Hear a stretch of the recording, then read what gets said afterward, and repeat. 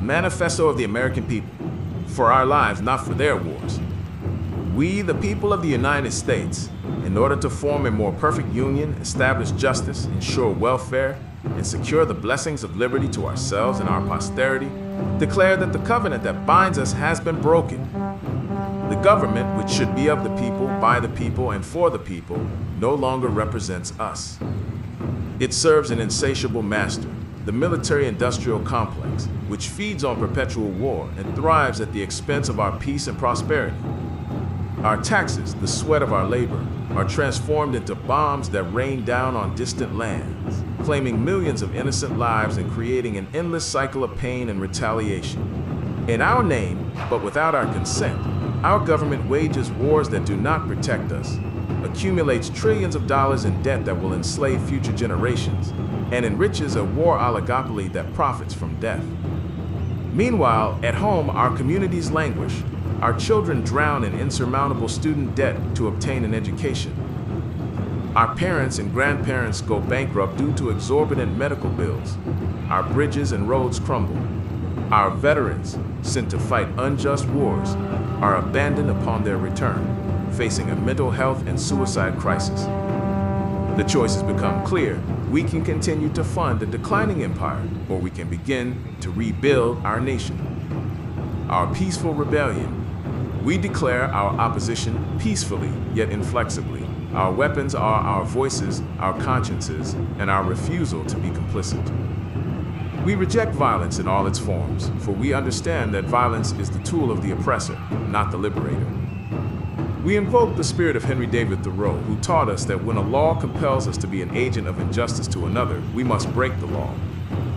Our refusal to work is a refusal to be complicit. We declare a national general strike as an act of civil disobedience. This is not an act of abandonment, but of conscientious objection.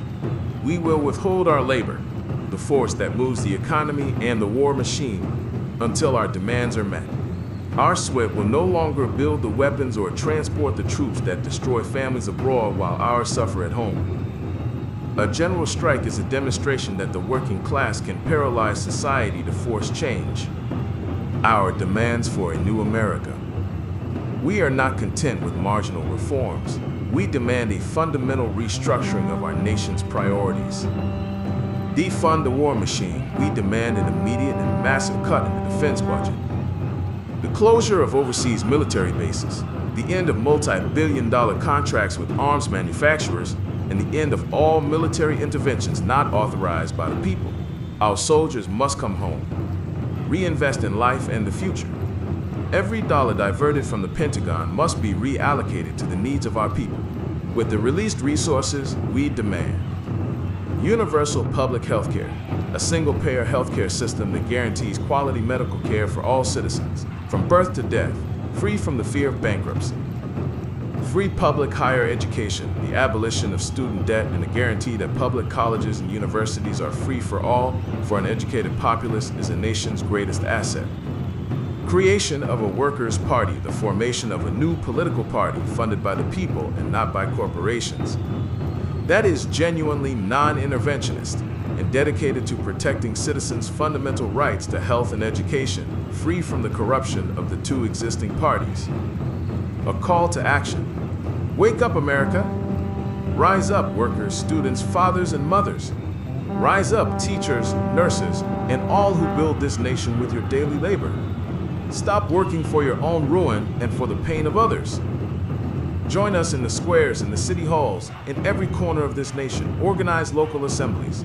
Discuss this manifesto. Adopt the general strike as an act of solidarity and power. We will not wield weapons. We will wield the truth. We will not march to war. We will march for schools and hospitals. It is time to remind Washington whom they serve. It is time to build an America that is a beacon of peace and prosperity, not of war and debt. For true power resides not in arsenals, but in the health, wisdom, and dignity of its people.